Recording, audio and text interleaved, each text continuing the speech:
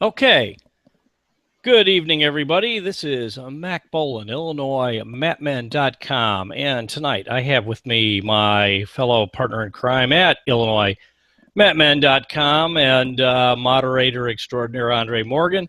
And for those of you who know wrestling, Alex Surtees, Griffith High School, four-time state champion, undefeated, 236-0, NCAA All-American Iowa, also co-founder of Regional Wrestling Academy in Gary, Indiana, and now the new Mount Carmel head coach. Gentlemen, welcome to the program. Before we get started, I want to give a couple of shout-outs. First of all, Jason Surtees, All-American, NCAA champ for Northwestern, moving on to Arizona State University. Want to wish him the best of luck.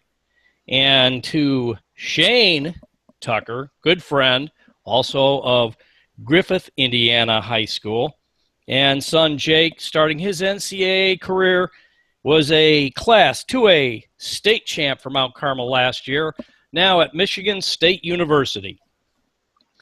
So, going to start with, we were hoping to get Mike Boyd on here, who's also the new head coach at St. Rita.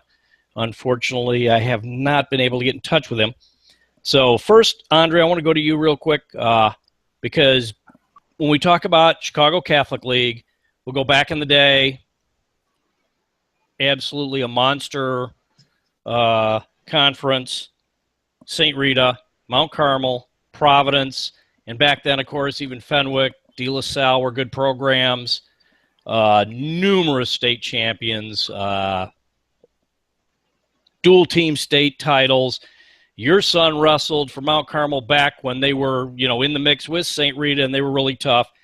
Plus, an interesting connection between both St. Rita and Mount Carmel, as in they both were, I guess, given feeders by probably one of the best kids clubs in the entire country in the Harvey Twisters.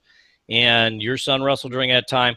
Just right off, what was it like for you when those two teams were in dual meet in the stands? You mean Rita against Carmel? Yeah, all the atmosphere.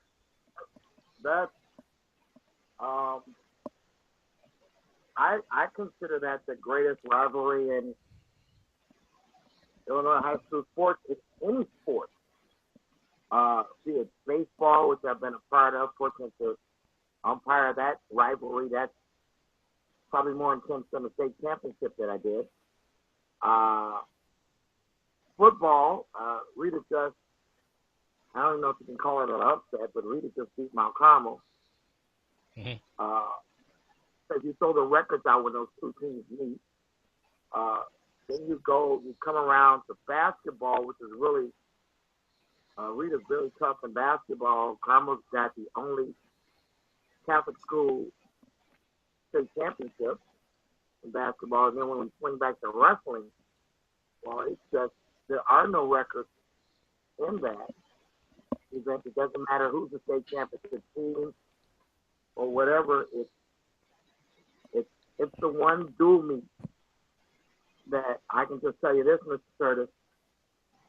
It's like being involved with the Bears in Green Bay. When Lovie Smith came and gave his press conference, he listed Green Bay as a must-win. St. Rita is a must-win. It just simply is. You could lose the rest of them, but you don't want to lose to them. And they feel the same way vice versa. It's just tradition. I love being in the stands for those. I broadcast some of them. I'm happy to say that my son went from 10-1 against, and I won't mention the kid, but because he's a great kid. And he wrestle all the time. But it's a proud thing to beat those guys. And they feel the same way. So it'll be intense. It'll be crowded. And the teams don't even have to be good for the duel to be good. But back in the day, they really were. I mean, when your son wrestled, Mount Carmel and St. Rita were both really good, and St. Rita won 2 straight dual-team state championships back in that day. And we faced them in the regional Well, you faced them in the team sectionals too. Yeah, the regional. I'm sorry, in the sectionals. Yeah. And we felt that because of them, was the reason that we didn't win state, is that they were blocking us. We just couldn't. We were always one guy short against Rita, and it was just their turn, But it was great. It was great for the sport. It was great for the kids. I think every kid that participated in those matches back then, be it the best guy on the team to the 14th guy in the lineup, or even the subs that may have not have even wrestled, they felt that history, that tradition, that it right there. You look at that blue singlet with the white SR with the red trim, and you just learn I like it. Yeah, well, and throw out, when you go back, when I mentioned, the Harvey Twisters, and a lot of the kids that some went to Mount Carmel, some went to St. Rita. Yet during the off season, they're still all training or competing against each other, because like, for instance, you had your Albert White who went to St. Rita. Your son went to Mount Carmel. We're still mad at Albert about that. Let's I can call him and get him on the phone and let him know. We love Albert. We need the Twister to go to St. Rita. And we have no doubt that had he come with the rest of the kids over, his group, his friends, Carmel, then we win those same titles that they won. Oh, very possible. And you already had the Harneys, you had the Lloyd. Yeah, I mean. But him. Yeah. Now, don't get me wrong. We had adequate people in his place. We had, Alex, we had Wesley English in that spot, who you know well. Sure. Trust me, Alex, we would have found a spot for Albert White in the lineup and Wesley. Somebody would have cut some weight, but it would have made us, And so we're still mad at him about that move. But it is what it is. That's the direction they took to go. And I know why they went that direction, and it's not for public knowledge. Sure. And he's in their Hall of Fame as he should be. A great, great wrestler. But we would have found a place for him in the Mount Carmel Hall of Fame on that ring up over there. We'd have found a way to get his name up there. It wouldn't have been a problem. Yeah. Okay. Real quick before I go to. It was a fight for a moment there. Okay, before I go to Alex here real quick, and I want to lay a little bit of background to this. I was talking with Andre here. Back in that day when the Chicago Catholic League, when all three of those teams in particular, not to mention, of course, Fenwick and De La Salle also being pretty good, and a lot of individuals, Brother Rice, et cetera, little bit of a falling off. But then Southwest Suburban Conference probably was the tough conference for a few years there with Sandburg, Lockport, Lincoln Way Central, Lincoln Way West, and a ton of individuals like, Chris Williams from Thornwood, Flag from Joliet Central, DeLong from Bradley Bourbonnais. But then last year you have the addition of Montini and Marmion Academy. And now you have a conference that and make no mistake, I not underplaying this at all, probably the toughest in the country, private or public conference, because you had 4 teams that were in the top 50 nationally ranked. You had Mount Carmel, which was probably the 3rd best team in the state, and finished 3rd in Class 2A, but was, because they met Washington in the semifinals. Then you had Marmion Academy, runner-up in Class 3A. Providence, runner-up, 4th place in Class 3A. It was loaded. You're talking about 4 nationally ranked teams in one single conference. And so in Montini, which made the Elite 8, which had been on a run of 8 consecutive Class 2A state championships, won the regionals, still managed to make the Elite 8. So you're talking about an absolutely loaded conference. Now, going to you, Alex, you're actually coming into a pretty good situation at Mount Carmel. John Kading left. when actually I had him on here a couple of podcasts ago, and he talked about, why he went to Leiden, because they offered him not just the teaching job, coaching position, but even made him an assistant athletic director. And I know Randy Conrad had a lot to do with that because, he was a throwback to the old Great East Leiden teams. But you were specifically mentioned. I mean, Kading, specifically said, yeah, this is the guy we need to come in to take over this program. And you're coming into a situation where, granted you lose, Jake Tucker and, maybe a couple other guys, but you got 10 returning state medalists on that lineup. Go ahead. Yeah, I mean, really, thanks for having me on, first of all. And then we're excited about the team. These guys are working really hard and just taking it day by day right now, trying to get better every day and let everything, fall where it may. Okay, and now going back to your high school career. Yep. Okay. Griffith High School, and for those people who don't, know, I mean, back in the day, Griffith High School in Indiana was a powerhouse. They were a monster program. I mean, Angel Escobedo, yourself, you guys were loaded.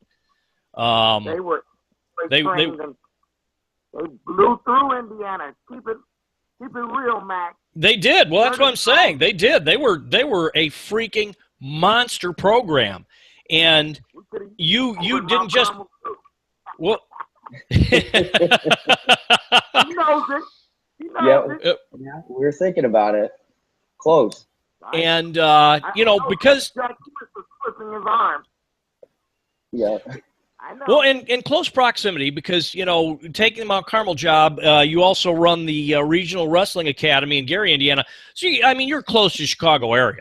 Yeah. I mean, yeah. and are you still planning on staying associated with the Regional Wrestling Academy while you're also at Mount Carmel? Yeah, I'm still going to be involved with it, especially out of season. Sure. I think the guys who we have penciled in right now through 160 have all kind of, come to us at certain points throughout the last, few years. So we've been familiar with each other. They've been familiar with us. And so it's actually been an easy transition on both ends. Sure. Now, your senior year, I mean, you went 236-0 and won 4 state titles, which is, and then, of course, your brother Jason did this. He went to Crown Point, not Griffith, but, did the same thing. And I think Mount Carmel also had a couple of brothers who did pretty well in Illinois High School State Championship as well. So what was it like? I mean, that senior year, what was the pressure like when you're going through, and trying to basically finish it off? I always kind of, obviously you had to get ready for every match, and I always approach each match the same way. But when it came to training, I was always training for something beyond, I wasn't just training for that next match. I was training to try to win an NCAA title and, things like that. So I don't think there was a lot of pressure just because, in the training aspect, you had goals and you were motivated that way to push yourself extremely hard every day. But then when you were in the competitive, arena, it was more just focusing on what's right in front of you, not, you had to win one match at a time, not 236 matches at one time. Sure. Okay. So then, of course, you went on to University of Iowa. Uh-huh. And you got bit a little bit by the injury bug, but you are, well, actually, you know what? Even before that, you were one of, what was it, the third high school athlete that was ever allowed to, or that was invited to the Midlands? I don't remember what number it was, but it wasn't that many. Yeah, I think it was third. I mean, okay. Carr was one, and I can't remember the other one, but I mean, as a high school wrestler to compete. Yeah, Colette. Yeah, right. Yeah, Colette and Carr. And you got to compete in the Midlands as a high schooler. Yeah. And that was a great experience for me because I could see that I was competing with those guys. I think I went 2-2, so I was a match or two from placing. But there was things that I needed to work out, you know, that I needed to get better at, whether it was strength or conditioning or just, you know, technical things. But it, you know, it's kind of, you know, just wakes you up a little bit, and, you know, knowing that you got to get back to work. Right. And then you went to Iowa, and you went through kind of, I don't want to use the word purge, but, you know, you went there when Zaleski was head coach. Yeah. And then they had that total boom transition. So what was it like for you to adapt to an entire change in the coaching staff? I mean, looking back on it now, I think it's pretty simple to, you know, kind of break it down. But when you're living in the situation, it makes it a lot more difficult. Mm-hmm. You know, my freshman year, I started out really, you know, doing really well. I won the first few tournaments I went to, and then I kind of, you know, hit that grind or whatever you want to call it, and lost a few matches in a row and just kind of lost confidence. And then throughout the next year, I kind of started my sophomore year off a little slow, and then I did the opposite that year. I got better as the season went on, and I felt a lot of momentum going into the NCAA tournament, Big Tens and NCAA tournament. And then, you know, we did well as a team. We took fourth as a team that year. And then I think Zaleski got fired a week later or something like that. So that was an adjustment, you know.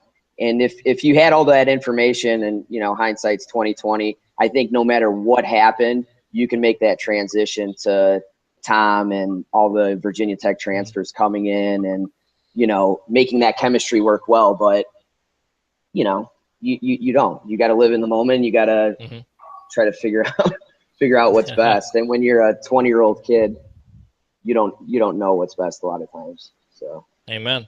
Yeah, I want to point out a couple of matches. You know, one, the Midlands, when you wrestled Lang. You know, you were at Iowa against Northwestern. Even though you lost that match, you know, in my opinion, even though, you know, 8-5, you kind of, I don't want to say you were, I don't want to say dominated, but if it wasn't for just the one bad move, yeah, you know. Unfortunately, that happened to me a lot in college. So yeah. But I mean, it was a great match. I mean, even though you lost, you know, you took him down, you let him up near the end there, you know, but if it hadn't been for just the 1 5-point move, you probably win that match and you're a Midland champ. Yeah. You got to stay off your back, though, you know? Yeah, I hear you. But then again, and we actually spoke about this earlier, of course, the dual meet, you know, back then when Iowa and Iowa State University were both still, you know, like 1 and 2, they were still top programs. The match against Gallic. Yeah. In the dual meet, where, you know, you pull it out in the last second, and of course the interesting part is that you guys were both 4-time state champs, him in Arizona, you in Indiana, and, you know, in an absolutely packed arena, a high energy dual meet, goes down to that last bit. Go ahead and talk about it, how you pulled it out with that reversal in the third period. It was pretty awesome. I mean, going in just to that match, you know, that's the first year that – no. It might have been the second year that Sanderson was the coach at Iowa State. So I think Carver held at that time 15,500 people, and it was 15,900 something was the attendance. I'm sure it was standing room only, yeah. So, yeah, they had 400 something, you know, seats. So you stand up there, you know, with the lineup before where you go across and shake hands. And, you know, as a senior, I was just kind of like, this is awesome. You know, even if I haven't done in college what I've done, you know, wanted to do or whatever else, it's like, this is worth the experience and everything else. So I was going into that match excited, ready to wrestle, and it was a lot of fun. And then I kind of got caught in a couple of sticky situations on bottom. I think I had riding time by a little bit going into the third. Yeah, you had the riding time, but you lost it. Yeah, I lost it, and then you know, I basically just needed to get away then to well, he got a little high. He put the legs in. He got a little bit high, and then you took advantage of it. Yeah, and I remember he was squeezing as much as he could. So I was lucky that, it was a 2-minute third period and not a minute 59-second third period. I just want to say for the people listening here, if you haven't seen that match, it's on YouTube and it's spectacular. I mean, it really is. And literally because the cameras are shaking because I know everybody in the arena is on their feet and screaming and yelling. I mean, it's the stuff that makes you love the sport of wrestling. It really is. Yeah, that was a cool atmosphere for sure. Absolutely. So, Andre, back to you again. So, you talked about why, Albert White, and not coming to Mount Carmel. Why did you send Mario to Mount Carmel? Why was that your choice? Mario went to Mount Carmel. Well, first and foremost, believe it or not, they were, and this is a key recruiting thing, and I hate to use that word recruiting, but I have to. Mm-hmm. But anytime you're recruiting someone, college or even high school, they were the first team to talk to him. That was first. In the 6th grade, they approached us about him. Who was the coach back then? Oh, the legendary Bill Wick. There you go.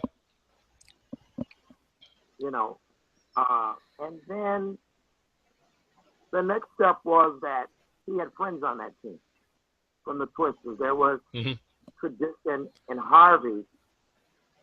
And at that time, most of the Harvey kids that wrestled in the Scott Catholic wrestled at Mount Carmel. So, he knew about Joe. Stevie Williams was his coach up until the day he died. He coached him in a 8th grade championship, 7th and 8th grade championship. Mm-hmm. Cassio Perot was on the team. Charles Lloyd was on the team. Mm-hmm. Those are we went all over the country with those guys. Mm-hmm. The first time Mario made All-American at USA Wrestling, it was with Charles and Cassio. And now they're at Mount Carmel, so these are guys. Mario's cousin, Milton Blakely, everybody calls him Buster, was a Mount Carmel legend on the great 93, 94 team. So there was just a lot of tradition. We went up to the school, and we were living in the Thornwood district, and Mario's friend Travis Hammonds graduated the year before going there, and all of a sudden he was transferring out of there. Right. It just wasn't, the free school thing was not going to provide for us what we were looking for, because when you're with the Twisters and you're going to national tournaments and you're nationally ranked and yet, feeling from colleges as a 8th grader or freshman, going to a school that doesn't give you that was not, conducive to what we were trying to do for him. Sure. Which is like any other parent, put him in the best situation. Well, and interesting you mentioned Travis Hammonds, because you know what he went on to do. Well, he went on to senior nationals and become the national champion. But I mean, in Illinois for Chicago public schools. Well, yeah, he was the first guy in 20 years to win a state title. Yeah, but make no mistake, he wasn't a product of Hubbard. He was a Harvey Twister. No. We know that. Yeah. But we were trying to get him to go to Mount Carmel. Mm-hmm. But, his mother wasn't going to buy it. Mm-hmm. It's not what she wanted from Sure. him. A lot of people think that the Twisters send kids to Mount Carmel, but there's this thing called the parent. Yep. That, Quint Troy Harrell, the Hall of Fame coach for the Twisters, has some influence, but there's also parents. I mean, to be honest, if it was left up to Quint, I would have sent Mario to Merritt because he liked Coach Gervais. Sure. But Mount Carmel was a great fit for my son. In addition, at the time, my son was a very good baseball player and a very good football player. So he's trying to do those 3 sports. Really wasn't a better place to do it at the time than and still to this day, Mount Carmel. One thing I want to say about Alex, and we trained a little bit at the same place. We'd come in behind Alex out there at World Gym. Remember those days? Oh, yeah. In yeah. Highland. And so he'd be lifting up half the gym, and then we'd come in and lift up the corner of the gym. That's just how it went. But you look up to guys like that. Mario knew what Alex was all about. We were in tournaments with him and Angel. A matter of fact, I don't know if Alex was on that team, but I know Angel and them were on the was that the middle school dual team? Yeah, it was up by O'Hare. Yeah. You were on that team with Mario and Curtis and Travis and Wesley English, and it was a lot of who's who at the time. Yeah, on that squad. we had a good team. So, Mario didn't want to be the one guy that was going to Thornwood and never heard from again. And so Mount Carmel was a great fit for him. And to this day, I don't regret sending him there. I don't think he regrets it either. I mean, it definitely prepared him for college. Yes, absolutely. Both wrestling-wise and academically. And I think that, and you're going to find this out, Alex, that sometimes Mount Carmel gets the rap of being a jock school. Yeah. But they're very serious about the academics, and you don't hear about a lot of their kids dropping out of college because they can't do the work. Yep. No, and they find a way. They do a great job to find a way to get guys to succeed for sure. Sure. They do whatever they can. Yeah, and that's an interesting point because we talk about this a lot when we talk about on the national level, and I'm not just talking about Illinois.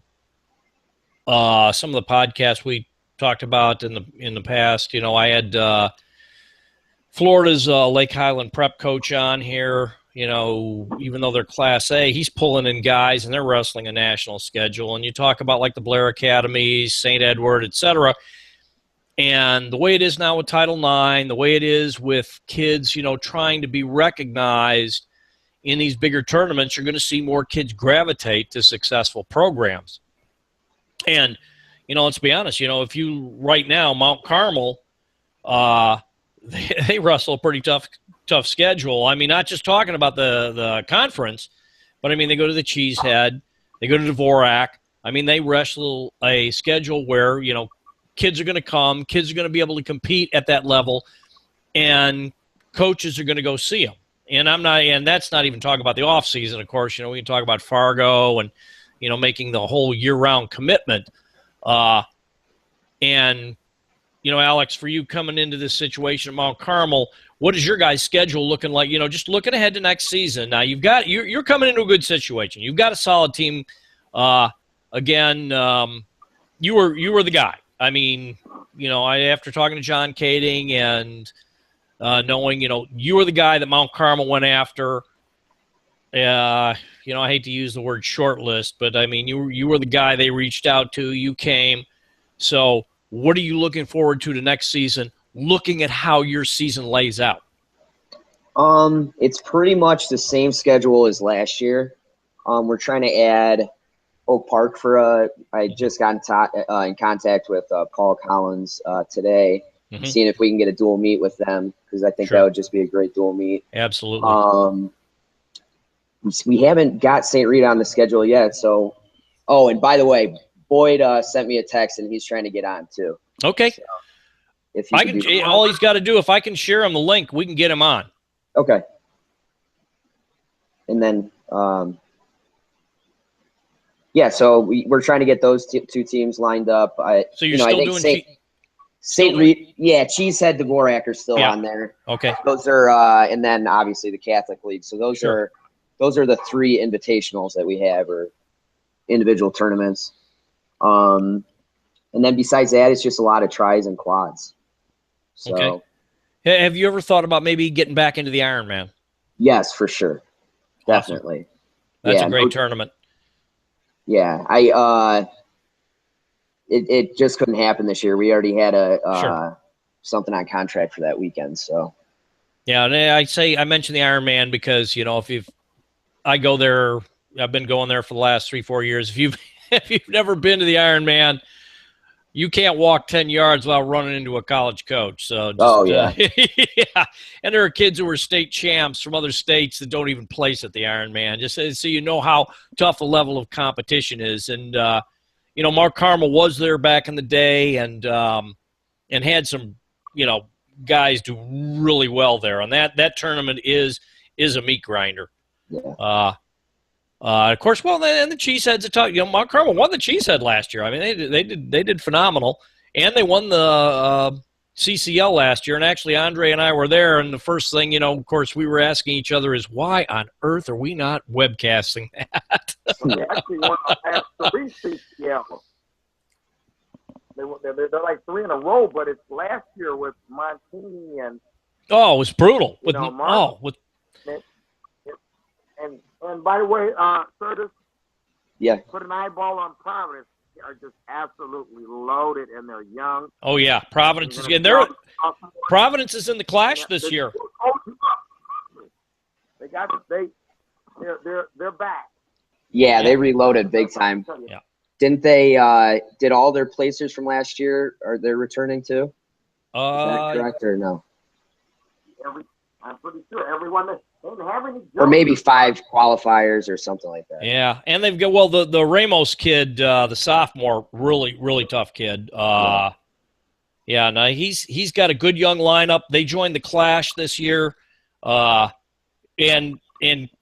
they've got a great team for a dual meet format. You know, I mean, I think it'll be really interesting. Yeah, it will be for sure. And good. You in the past, I mean, really haven't been, per se, a high school coach, or definitely not a head coach. I know the level that you're at in college, I'm almost positive you have some collegiate offers to coach, like immediately right afterwards. Why high school over college? You can always do high school, let me put it like that. But why high school? I like being close to home. You know, I grew up in Griffith. I live in Munster now. My whole family lives in Munster. So that, and then I was always really involved with my little brother too while he was still close to home. So when he chose to go to Northwestern, I kind of promised him that I would still be involved, you know, with him on a week-to-week basis and multiple time, you know, a week basis. So that's kind of the biggest thing. Oh, Alex, talk about that for a minute, because I like to mention, you know, a lot of times that within wrestling families, it is a huge family affair. And you can go back, talk about Jose, talk about Jason, and how you guys kind of grew up in the sport. Well, me and my little brother were 8 years apart, so there was a big, you know, gap between us. So I was almost like not even a big brother where I'd beat him up all the time or whatever else. I think he was just following around because he had nowhere else to be but, you know, with my parents and us and wherever we were going. But when he really started changing a lot, he was probably in 6th grade and started maturing and really working hard. And so he made some big strides there with the sport. And yeah, so it made it a lot of fun. And he would come and spend the whole summer with me in Iowa, and him and his buddy Eric Roach would come and stay with me for, you know, weeks at a time and stuff. Yep, Eric Roach. He wrestled for Harvey too. Yeah. That Eric Roach, your brother in there?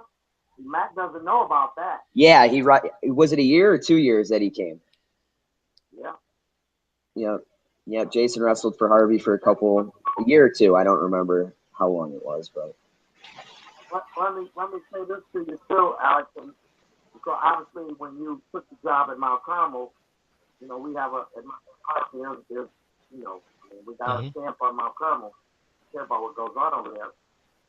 And the immediate statement was, well, Mount Carmel's going to be in good hands, and we'll be in good hands. I think that assistants that go there, because Alex wrestles an attack style.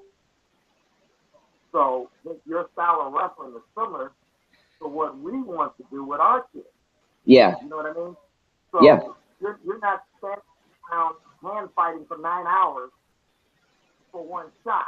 No. And because that we will feel comfortable, because then you won't be that coach that says, okay, that won't work. You can't shoot on him like that.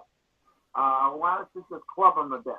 Yeah, and I think, especially since I've got out of college, I've learned so much on, you know, when you talk about positional type of things, finishing shots, finishing front headlocks, things like that, that becomes very technical.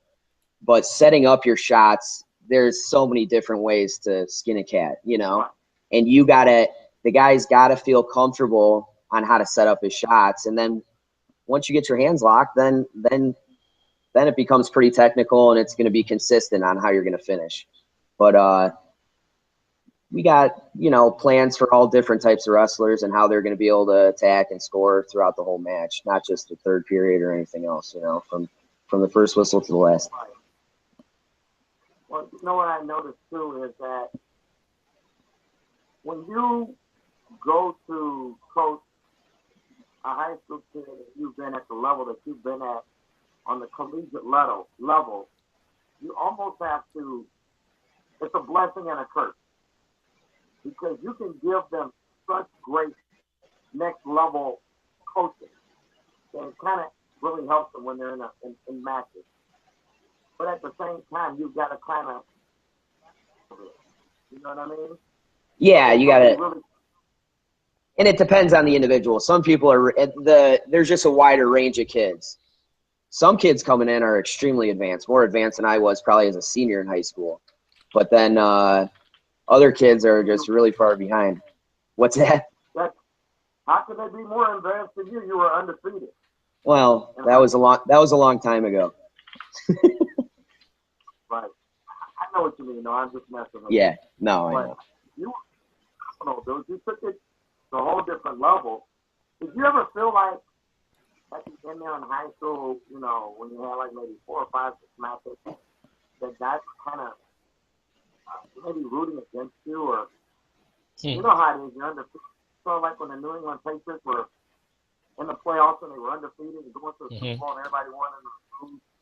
Did you ever get that feeling that guys kind of were rooting against you? Or, I always wondered that.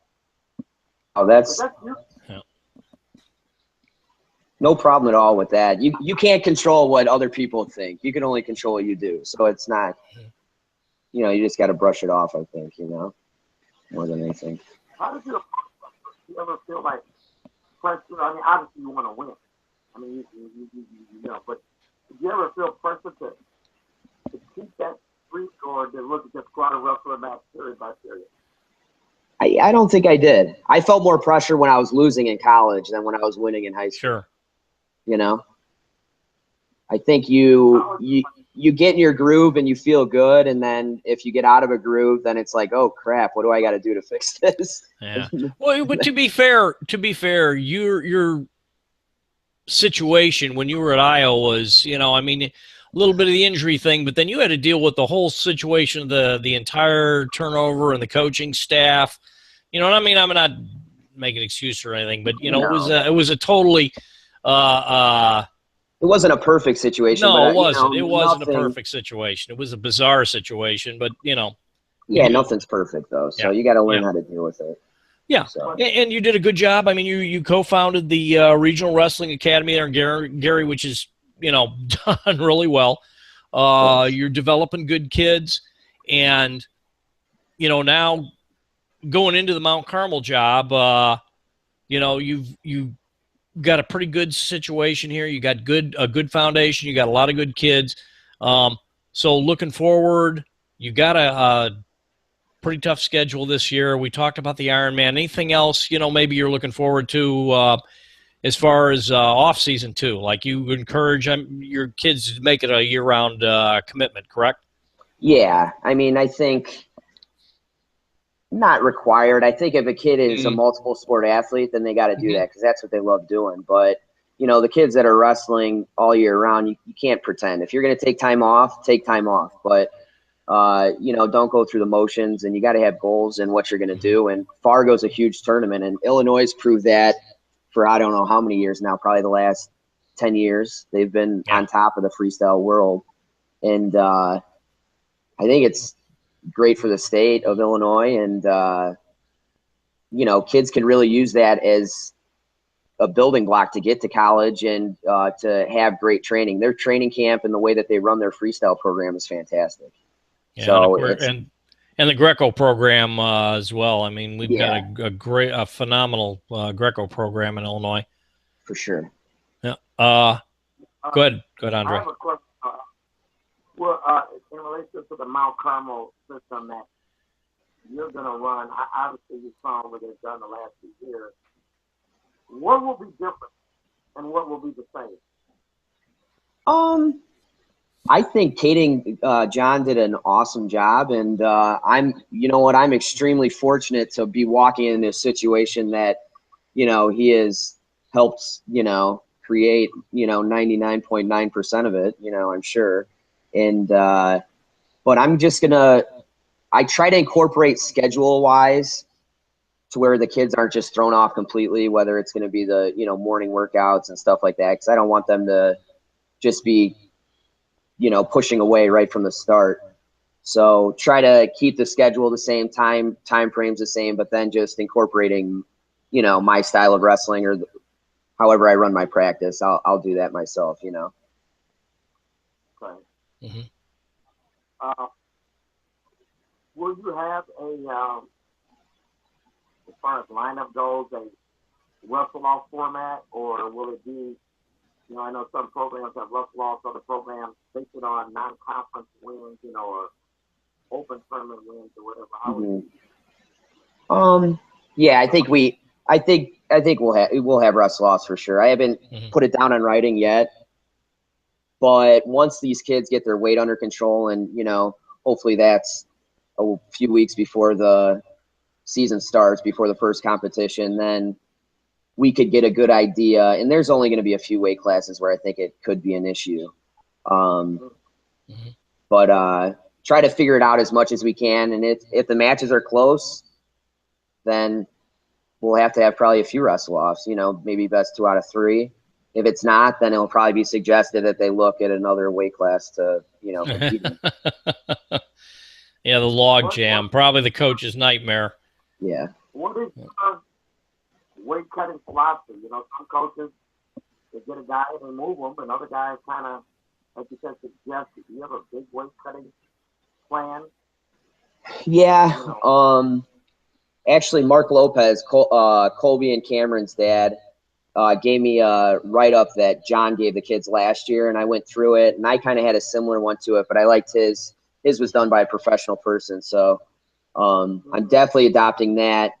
And we're going to start getting kids on the scale next week and, getting their goals for a weekly thing, because in order for them to keep working out the way that they should be, they need to be losing, maybe 1% a week. I know the state or the National High School Coaches Association says a pound or a 1.5%, but right. That might even be a little too steep at this time. Well, Mount Carmel also has a pretty decent football program. Now, how many guys, just off the top of my head, thinking, how many guys do you have that are currently engaged in football that are also on a wrestling team? From what I've been told, about 4 varsity guys, and then in the freshmen and sophomores, probably another 10 to 15. Okay, so, and then is there anything, because a lot of times they oh, good, we got Mike on finally. You hear me, Mike? How you doing, Matt? Good. All right. Okay, so Mr. Morgan. So Alex, hey, Mike. So anything, like when the football guys come in that you have to kind of like, like intensify to get them into wrestling shape real quick. That's going to be the toughest thing for me, because I have not dealt with that before. So how do we get those guys to where you don't want them to quit, but at the same time, you got to get them in shape at the same time. So that's going to take some creativity that I have not dealt with yet and had a solidified plan. So we'll see. Okay. All right. Since he's just joined us now, I want to go to Mike Boyd here real quick. Okay, Mike,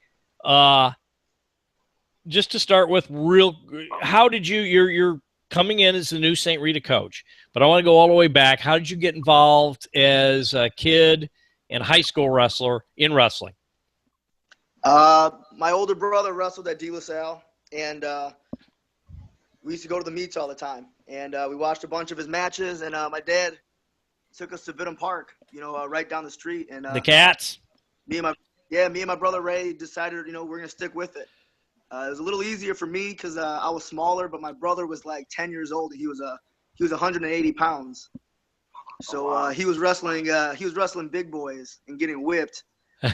And he decided to stick with it, so I stuck with it. So it kind of became our third sport in the family. Okay, now I was talking earlier to Alex. You're coming in as the coach at St. Rita, but you're coming into a good situation because you've already got Dan Manzella there who's, been locked in. You've got Austin O'Connor, a three-timer, and he's going to basically try to make history, and quite frankly, I'll be shocked if he doesn't. He's that good. I'd be surprised if he doesn't win his fourth state championship in a row. So talk about that. It's great. Coming in there, Coach Carroll, I still talk to him once a week. Mhm. I talk to Coach Powell once a week. It's great having, good people in your corner giving you great advice. And, Manzella being there and showing me the ins and outs of the building. And, coming back to the building, and my old head baseball coach, he's the president of the school now. And my old football coach, he's still teaching science. Go ahead, Andre. Talk about the baseball. I know you're dying to. Go ahead. Not really, I got this love. Yeah. But I will say this. Mike Boyd's the best center fielder to be a head coach of wrestling team I don't know if that gets me any extra points or anything in wrestling, but thank you for complimenting. Unrelated to wrestling. Yeah. Okay, so Mike, now you start out with an association with the Oak Park River Forest Wrestling Program. Talk about that. I was coaching at Nazareth, Mm-hmm. and I kind of fell into the right position, and I met Coach Powell, and Coach Powell, he asked me to come out to a wrestling match, and it was St. Rita versus Oak Park, and I seen Joanna Cooey beat Sammy Brooks, and I was like, man. Mm-hmm. These Oak Park guys are wrestling pretty well. And, me graduating high school, I never really heard of Oak Park. Mm-hmm. Paul Collins was my roommate at Fargo, but that's all I ever heard of Oak Park. I never heard of them as this powerhouse. And Coach Powell brought me in the hallway and said, do you want to learn how to coach? And I told him, I was like, I think I'm doing all right, at Nazareth. And then he asked me, he goes, what do you want to do? What do you want to do for a living? And I told him I want to be a special ed teacher. And he told me that, he can mentor me into going into special ed. And that's kind of what got me hooked. Well, he was actually a special ed teacher, too, before he dropped that and just focused on wrestling. Yeah, well, he was a special ed teacher. Coach Paul Collins is a special ed teacher. Octavius Bellamy, right, special ed teacher. So there's 4 or 5 guys who kind of put their arm around me and helped me through my master's program. Nice. And then you went to Riverside Brookfield.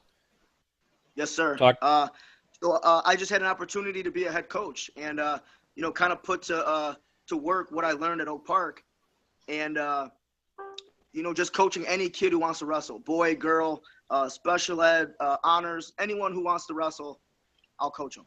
Okay. And but at Riverside Brookfield, you didn't get a teaching position, just coaching.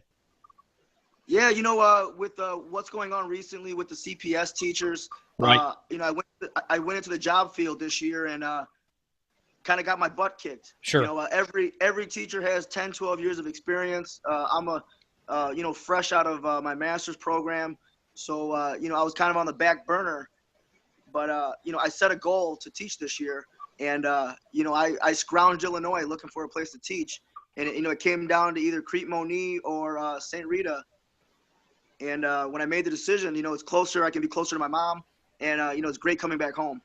Yeah, that's what I want to ask you about because talk about how you ended up at St. Rita because you got both. You got the special ed and you got the coaching position. Catholic schools don't have special ed. I know Mount Carmel has the McDermott Doyle program, which is great. But St. Rita, Coach Carroll was actually retiring. Right. And he threw my name in there and said, Mike Boyd's doing great things over at Riverside Brookfield. And Coach Zunica and Coach Kuska, they want to start working with some of these multi-sport athletes. So, they brought me in for an interview. They asked me to hold the contract at Crete-Monee for a couple of days to think about it. Mm-hmm. Mom and brothers, and we kind of made a family decision.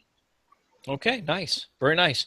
Okay, now you realize, what you're getting into with St. Rita in the Chicago Catholic League and what that conference looks like right now. Yeah, I talked to Kading this summer, and he told me Cersus was coming back. Me and Cersus used to hang out at the IKWF tournaments when he was at Dalton Falcon, and you know, when I heard he was coming back to the conference, I was like, man, this conference, I don't know who else they can add to the mix, but it's going to be interesting. Absolutely. So what are you going to do, you know, moving forward with the St. Rita program?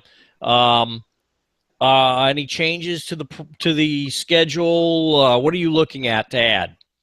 You know, right now our schedule is pretty tough. You know, like Service was just saying, you know, getting a couple duels. Oak Park did contact us for a duel.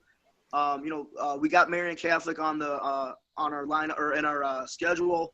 But I mean, with the Dvorak, the Cheesehead, you know, Dvorak and Cheesehead are the weaker tournaments compared to the Catholic League. Well, yeah, given the Chicago Catholic League Championship right now with the addition of Montini Catholic and Marmion Academy is just insane. Yeah, you know, it's going to be interesting. You know, then we got that Illini Classic at Lincoln Way East. So, you know, we have 4 solid tournaments and a bunch of great duels. You know, we're kind of heavy back on the back end of our schedule, probably running through the same things Carmel's running through with a lot of football players. So, Sure. You know, getting them back and getting them ready. Okay, so you have, obviously, you know, everybody knows Austin O'Connor. You lost Jake Sulzer. He's moved on. He had a great career there. Any of the young guys you see coming up that might make some noise next season? We have a kid, Panzienza. You know, he wrestled last year. He wrestled Blanco when I was coaching at Riverside Brookfield, lost like 8-5. We got a kid, Blanco's Gorman, tough. who's a 6-pounder. You know, I don't know if you know Tommy Russell from Riverside Brookfield. Yep. He recently transferred to St. Rita. You know, so I mean, you know, we're kind of coming together, and there's a bunch of football players. Kobe Howard, Tyree Lee's little brother is a freshman. He's about 6'4". He's about 6'4", 265, 270. So he's a big boy, and there's a lot of talent walking through the hallways at St. Rita. Good. Andre, so back to you. Are we going to see a rivalry? I mean, like, between Mount Carmel and St. Rita? I mean, obviously right now it's way sided in Mount Carmel's favor. And if I remember now, St. Rita is still 3A, correct? Yes, sir. And Carmel's still 2A, correct? No. Did you move up? Yep. No. We're 3A. Oh, so, very good. Okay. Everybody's a big party, Good. except for Marion.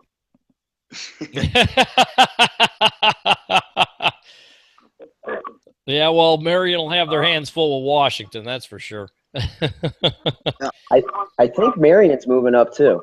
Really? I heard Marion's going 3A too. Also. Yeah, Marion's. Oh, wow. Wow. Yeah. To the 3A now? Yep. They moved up to 3A. Brother Rice moved down to 2A. Oh, really? Okay. Mm-hmm.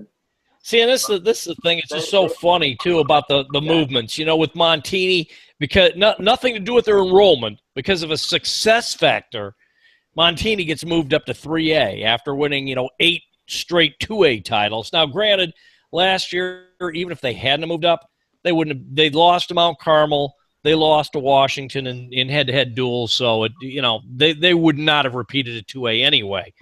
But not a fan of that success factor thing, which I think is hilarious. But seeing now that Mount Carmel and St. Rita's in 3A, I mean, that's going to make it interesting, especially for the regional assignments. Well, the regional assignment, last year with the regionals and sectionals, I was in a Riverside Brookfield. Yeah. It can't be any worse. So. Well, you ended up with Lions and Montini in the same regional in 3A, which was absurd. Don't forget about Downers Grove South. Yeah. They had a bunch of studs. I mean, it was stacked. It was very hard to get out of the regional and almost impossible to get out of the sectional. Well, and I'll even talk about the sectional assignments, which are absolutely absurd as well. Because you have a seeded tournaments in a lot of sports, but they do this drawing for both the individual and the team sectionals, so you end up with what you ended up with in Batavia last year in the individual sectional, and in a team sectional where 2 of your best teams met in the first round of the team sectional in Sandburg and Marmion Academy. Obviously nothing in our control, but something, that I know as a coach you see, and it's got to drive you nuts. Yeah, and they say it's going to change every year, right? And it's always pretty much the same teams in that one sectional. It seems like the Batavia one, right? Well, it was like Naperville one year or whatever, but this year what was so bad about Batavia is you had Sandburg, which was south. Yeah. And they moved them north, and then they brought teams from Rockford all the way south. Yeah. It made no sense whatsoever. That's just me talking, though. I mean, it's something I've always had, an issue with in Illinois wrestling. So, Mike. Yep. Go ahead. Just run through again your schedule coming up next season. Highlights, key events. Key events, these tournaments are going to be huge. Working with Austin one-on-one and, physically getting to put my hands on him and seeing how talented he is. Every day is almost a highlight. Coming in there and, after wrestling with the Sammy Brookses and the Joey Ariolas and the Devontae Mahomeses, it's great to see, his work ethic, how much of a competitor he is. I put him right up there with all those guys. And, it's going to be great. It's going to be a great year. So, but as I'm saying, like key events, like what duels do you guys have right now you're focusing on, tournaments, etc.? Well, in terms of duels, I'm really good friends with Vazel Robinson and Travis Ford Melton. So, Travis Ford Melton, know him. Yeah, we were kind of two-way rivals when we were in the same section when I was at RB. So, we dueled them this year. That'll be a great duel. Seeing Providence and like I said before, just this the CCL is going to be great this year. Awesome. And again, Alex, looking ahead now, you guys have Cheesehead, Dvorak, CCL. What are your expectations? I don't know. I mean, we have a really good team right now with no extreme standouts, no returning state champs. Obviously, definitely not defending 3-time state champ, but I think it's getting those guys able to compete for state titles individually, and then the rest will take care of itself as a team. So you got to get those individuals ready to go. Do you feel your strength as a team is more as a tournament team or a dual meet team? Because you got a lot of you got depth. You do have depth. Yeah, I don't know if we're going to have a hole in the whole lineup, but it's going to be those guys who took 5th through 3rd last year, moving up to 3A and then having them move up the podium too. If they're able to do that, then then we can compete with anyone. So who on your team right now you look to as leaders? I mean, obviously I was talking to Mike. Austin O'Connor's, being a senior, but you've got guys like Yaya Thomas, some of the others. Who are your leaders within the team? Yeah, right now our senior leaders is definitely Yaya, Dylan Hoy, Jack Moulet, and Caleb Gouger. Those are our senior leaders right now. And then, we got Kendall Coleman, who's a really good junior. Good athlete. Coleman, real good athlete. Yes, and Joey Egan's also they're just working their butt off. So they're all leaders, but I mean, obviously those senior guys, it's their last hurrah, so they're really putting it out there, so it's good. Anything special you say to them? I mean, going into the season. I just tell them that everything that they do is with a purpose, and that goes with when they're not at practice, and that's even relaxing. You're doing that with the purpose, and that goes with your strength training, conditioning, your technique, and all that stuff. So everything we do is for a purpose, and you better be motivated to do it. That's the biggest message. All right, Andre, you as a wrestling dad, anything you told your son, as far as like, particularly, when he's a junior or senior, as far as being a leader on the team, and then his interaction with the coach? Because he had obviously a phenomenal coach while he was there. Well, he went to Mount Carmel to wrestle for Ben Gerties and his spring. I'm sorry, he went there to wrestle for Bill Wick. Yeah, Wick. And Wick, we retired, transferred, whatever you want to Mhm. call it. And all of a sudden, Ben Gertie, a first-time head coach, and during that freshman year when Gertie was an assistant, they didn't normally see eye to eye, but Mario was a freshman. As he got older, he adjusted to the coach. And I had talked with him about, as a leader, you have to be able to wrestle for different coaches. You can't have your pet coach. You can't put Troy Harrell in your pocket or Stevie Williams in your pocket and take them with you your whole career. Not ideally. So these kids are going to have to learn to adjust, and their parents are going to have to learn to adjust. And I think sometimes as a high school coach, most of these guys are going to find out it's a lot easier to coach the kid than it is the parent. Yet you may have to coach the parent more than you have to coach the kid. Yeah, Because parents have expectations. absolutely. And, everything I know in the Mount Carmel room and the St. Rita room, every one of those kids wants a college scholarship. There's very few of those kids that wrestle in the starting lineup that are doing it and would turn down a college offer. So they're serious. They know what's at stake. And their parents know what's at stake. So there's that extra caveat. And I feel that a father or a mother can ruin a kid. I've always said the 15-minute drive home from practice can undo everything that the coach does in the 3 hours prior. If that dad decides he doesn't like Alex Curtis, if he decides that he doesn't like Mike Boyd, he can poison that kid. So it's a fine line what you tell the kid. I always told my son to work with the coach, learn something from the coach, shut the heck up and don't be a smart ass, which he never really was. Mm. But it's a fine line. And these parents, they're dead serious. So most of these coaches who have excellent accolades and resumes are still under evaluation by the parents. Sure. And unfortunately, that's just the way it is in the world. And it's going to take a year or two for them to say, okay, so Alex Curtis is a great high school college guy, but he's the guy for my son. And that guy that's a senior, he's looking for a miracle finish. Be it Mike Boyd, Alex Curtis, Dan Manzella, or John Katie. His expectations have not changed. That father or that mother, their expectations haven't changed. I can only imagine the conversations that these two coaches had with the parents once they took over the program. I know a couple of those parents, and I heard about a little bit of the combos.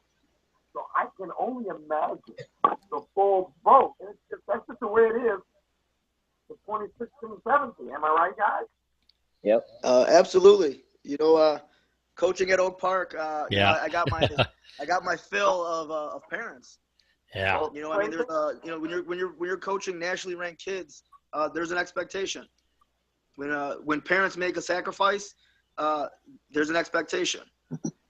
So I learned through coaching. You just got to give it 100%. They can't fault you for giving everything you got. Yeah, actually, I'm glad you mentioned this because this is something a couple podcasts ago we brought up about parents and expectations. And Alex, actually, even more so than the schools, as a private club, you have to deal with parents, who are paying money and have expectations. And every now and then you got to deal with the psycho parent. Yeah. You know what I'm talking about? Sure. Yeah. So you just gotta, more than anything, you have to set your principles of what's right and what's wrong. And you got to let them know that you're doing this because it's the right thing to do. And if they have a problem with it, then, you could try to convince them for a little bit, but if they don't understand, then maybe wrestling's not for their kid anyway. Yeah. Well, and the thing is, even somebody who's paying, have their child come, you've got to tell them the ground truth though. Oh, you have to. Yeah, you have to. It's too emotional of a sport not to.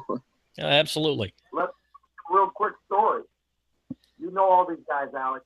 When Bill Wick was the coach, the dads all got to sit in the wrestling room. So in the room on a daily basis would be myself, Jack English, and Matt McNaughton's dad. Well, the first day Big Dirty came in, he kicked everybody out the room. Yeah. There was one dad that refused to leave. Now, I didn't which one refused to leave? No comment. Taking the thing of it, and you know why? Because he's always been in that room with his kids. And Yeah. oh, it happened my heart, but Gertie's was right. He didn't want fathers in the corner criticizing or critiquing what he was doing. Absolutely. And that's the way it started. We were the kids' first coach. Yeah. And it's hard to let go, but as kids move up, there's a new pecking order called the head coach of the high school team. Yeah. Yeah. And you ain't just a dad. Yeah, Well, and I they- think It was kind of communication with the parents is the key thing. So if you're communicating with them and telling them what you're doing and why you're doing it, then I think the relationship's going to be pretty good. If you're not communicating and they're lost, that's when it's going to go south, I think, pretty quick. As soon as the kid's not meeting those expectations, let's say. Well, and the thing is, you do the best you can, and let's face it, some kids have it, some kids don't, and sometimes you have to be honest. I noticed the same thing when Sean Bourmet was running overtime. He had one open practice at the very beginning of the season, and that was it. All the rest of his practices were closed. They no parents, nothing. You wait in the parking lot or the lounge, and that's it. And pick him up when he's done for the same reason, because he didn't want to deal with the interference. Yeah. Which I totally understand. I went through it in another sport. Where I had a son, and I just, I had to pass him off to coaches and just stay out of the way and let them deal with the whole situation. But when you have to deal with a parent who, like you said, has expectations, and then, maybe at some point says, well, you're Alex Surtees. Why isn't my kid winning? Why isn't he undefeated? Yeah. I mean, you gotta tell them why. Yeah. Well, no, it's exactly. And I mean, it's a tough thing, but it's something you'd have to deal with. It's one of those things. Yep. I've got a question for Mike, though, before we get out Yep. of here. Yep. Mike, you're coming into the situation with another great guy, Dan Manzella. Dan's one of my favorite people in the world, other than the fact that he's from my son's ACL in college. He's a great guy. How are you going to manage this transition where he's the coach, and then you take over and he becomes your assistant? You have a lot of that going on at Oak Park, with his head coaches. How are you going to manage that? Your first year? So like I said, this year, Didi's he's still driving the car, so I'm running all the workouts. I bring the team together. I got the weights, doing the fundraising, doing the scheduling, going to meetings. Didi's kind of, we took a kind of role reversal. I was always Didi's big brother, and, he's kind of my big brother now, kind of looking over my shoulder, making sure that I'm doing everything right. But having the kids buy into a kind of a new culture is kind of difficult, and having Didi change his culture a little bit is difficult. But Didi buying in, open to change, and we kind of have a plan to kind of transition and help some of these kids in the neighborhood. I talked about Didi and Brian Harney possibly helping out, maybe doing some kids club stuff in the future. Well, Harney, yeah, there's some Mount Carmel guys, a 2-time state champ. Yeah, Don't let it happen, Alex. and Harney is a Bitter cat. Yep. I'm tired of hearing all this Twister talk. Yep, I was just going to say, that's going to be, Mount Carmel people are going to like that one. Mount Carmel from the Twisters and a Venom Cat. Get in there, Curtis and Hamlet. You got to recruit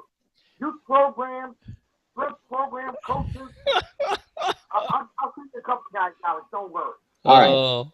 But you know, I We'll gotta talk about say, it. a situation, Mike, as you mentioned, though, a situation like that can work because, you know, when Powell was the head coach and special ed teacher, and then of course he, you know, was diagnosed with his, you know, his disease. He stopped the special ed, and then he kind of stepped back. Let Paul Collins take the head coach, even though, you know, they have a great two-way relationship there, which has worked out great at Oak Park. You know, where Powell still is kind of like, you know, the de facto run, you know, but Collins also runs a program, but he also takes care of all the logistics, all the paperwork, etc.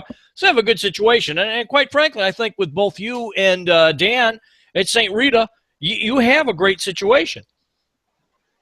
Yeah, you know, I'm walking around at about 180 pounds, and you know, Didi's about 140. Mm-hmm. Able to give these guys a good look, you know, just size wise, and you know, him being in the room and still being able to roll with some of these guys, it's huge. Yep. And then also, like you were saying, you know, Didi's getting married, so you know, he's got a lot of stuff on his plate right now, and I'm a first-year teacher, so I got a lot of stuff on my plate. So you know, us collaborating together. Oh, I think it'll work out great. You know, they're making a change over there at St. Rita in the baseball program as well. So have they come to you about in the off season? Have they even asked you to even hit a fungo? Well, they haven't had a wrestler play baseball in almost like 15 years. I think they said over there. Yeah, they probably had a few football players, but probably not too many baseball players. Yeah. So we're gonna try to change that up too. Maybe get some skill players. Okay, guys. Go ahead, Andre. Go ahead. I'm gonna say, when you look at the Catholic League now, you look at the coaches that are running teams now. You young guys, Curtis, Boyd, Mansella, Donnie Reynolds, Israel. Yeah. We could just get you guys to have a hell of a match. But the tradition, how much does that play in? I mean, Mike, you were physically in the tradition. But how much of that can you really play into in everyday practices and with the kids? You know, just the tradition of the Catholic League. And can you sell it as the best conference in the country when you're out there talking to that 7th and 8th grade? You know, first thing I always talk about with anyone is, you know, I love football. I love Catholic League football. There's nothing tougher than the Chicago Catholic League with football. And adding Montini in there and Marmion and, you know, St. Lawrence is up and coming in football. And all these great schools in football, I talk about football. Then I talk about wrestling. Then I talk about baseball, you know, and in basketball. You know, every sport in the conference, the toughest, baddest dude in the state of Illinois, you got to be the toughest, baddest dude in the Chicago Catholic League. Good point. It's amazing how much respect you get when you tell a guy you wrestled in the Chicago Catholic League and you played football. I mean, every time I bring anyone to our house and I show them the Lawless Award, they go, "Oh wow, it's a whole different level." Oh yeah, you know, I have a Lawless downstairs in baseball, and people don't believe I won it. You know, of all the awards I have, that's the only award people won't believe that I won. We put ours next to the NCAA bracket board just so they would know it's important. Yeah. Alex, for you, what was the toughest adjustment? Now, you came out, obviously, you were set up for success. You came from Griffith, Indiana, which was an absolute powerhouse program. What was the toughest adjustment you had to make from the high school to the college level? Being able to make weight and be ready to wrestle tough competition every single match. You know, you gotta wrestle an hour after you weigh in, and it's not against somebody that you're gonna, you know, walk over or anything like that. You got to be ready to go every match, and week in and week out too, especially in a Big Ten schedule. So that, I would say, that was the hardest adjustment. Wrestling and everything else is the same. It's just being consistent with getting ready to go, I would say. Now, do you pass that on to your kids there at Mount Carmel? Yeah, there's no secrets to stuff. You just got to try to do things the right way, and you know, let the cards fall where they may. thing. Is do what's right, and you'll do the best that you can, and you'll be confident when you step out on the mat that you will. So. Okay, before I wrap this up real quick, yeah, go ahead, Andre. What you got? I was going to say, in college, state champ is like, everybody's a state champ. Yeah, you got to and be it's- the state champ to get into the room. I don't hold state champ. They're a state champ. You know what I mean? So, yeah, it's good is my point. yeah. So you're gonna have someone, tough that you're shaking their hand at the beginning of the match. That's for sure. Oh yeah, well, like I said, going back to that one match you had, I mean, when you wrestled against Gallic there at Iowa State University, it wasn't just 2 state champs; it was 2 4-time state champs facing off in a dual meet. Yeah, and that happened. That happened 70% of the time. Yeah. So yeah, it's that I would say that's the biggest adjustment for sure. It's getting ready to go every time you step out on the mat. If you don't, you ain't out there long. Yeah. Especially for you, Russell. We'll just roll you off in the corner somewhere.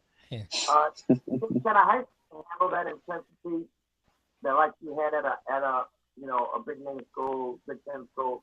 Can they have like a modified version of that intensity type room? Yeah, I kind of do it in a different way. A lot of times we would just, I don't know if you could hear me, right? Yeah. We would just go in the room and you just kind of kick each other's butts, in college. And there's a certain toughness that can come out of doing that, but I don't think that's the best way to teach and to get kids to grow. So it's different too. They work hard. They do the right things in the weight room and conditioning. And then, my philosophy is there's 5 things that go into wrestling. It's your strength, conditioning, speed, technique, and then your mental approach. And I always say the 5th one, if you take care of the first 4, you don't have to worry about the 5th one. But if you're missing those key ingredients, then that's when you're going to start playing mind games with yourself and not be confident. Mike, anything to add? Time with it. No. I'm actually writing that down and I'm stealing it.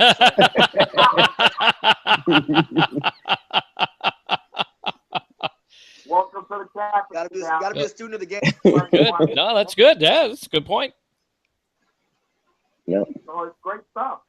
I'm looking forward to the season, guys. I really am. I mean, it's great.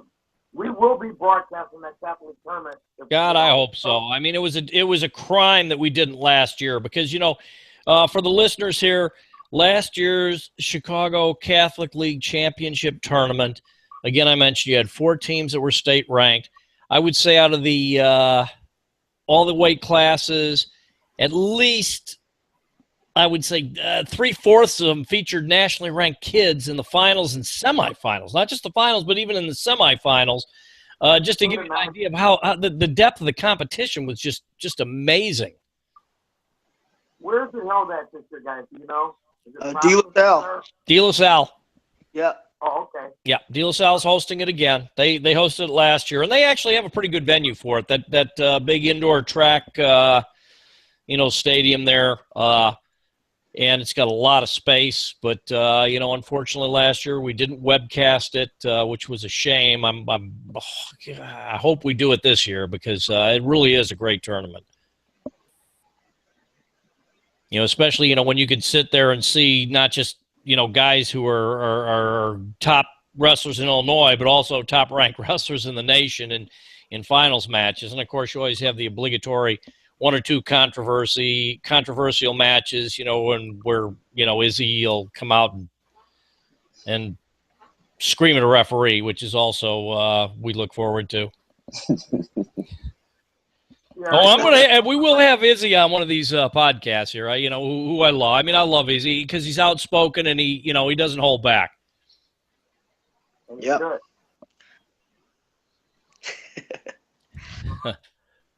It'll be fun. It'll be fun for you guys. It'll be fun for the fans. Yeah. Okay. Before I wrap it up, Mike, you got anything to add? No.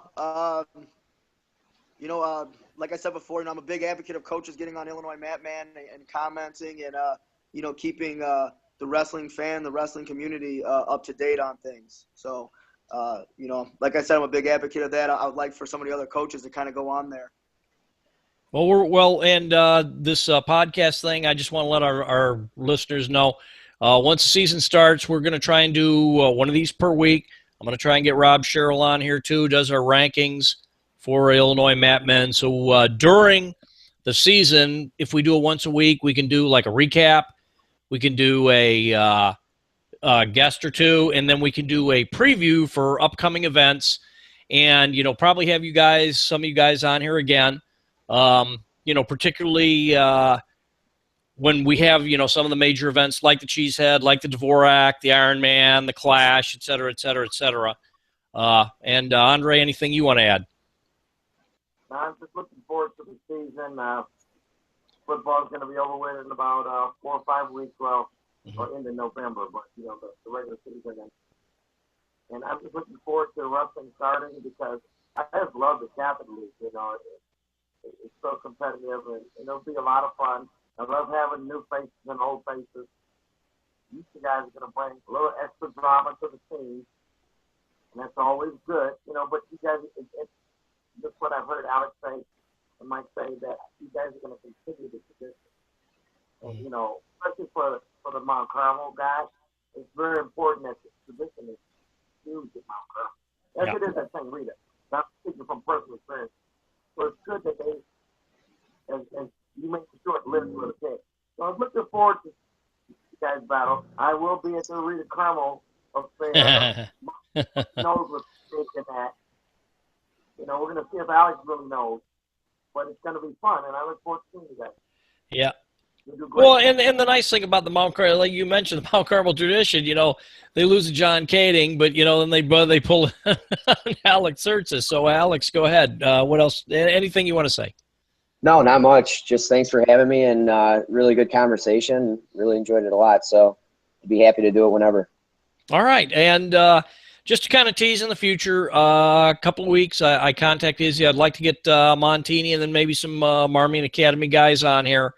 To stick with the Chicago Catholic League Conference.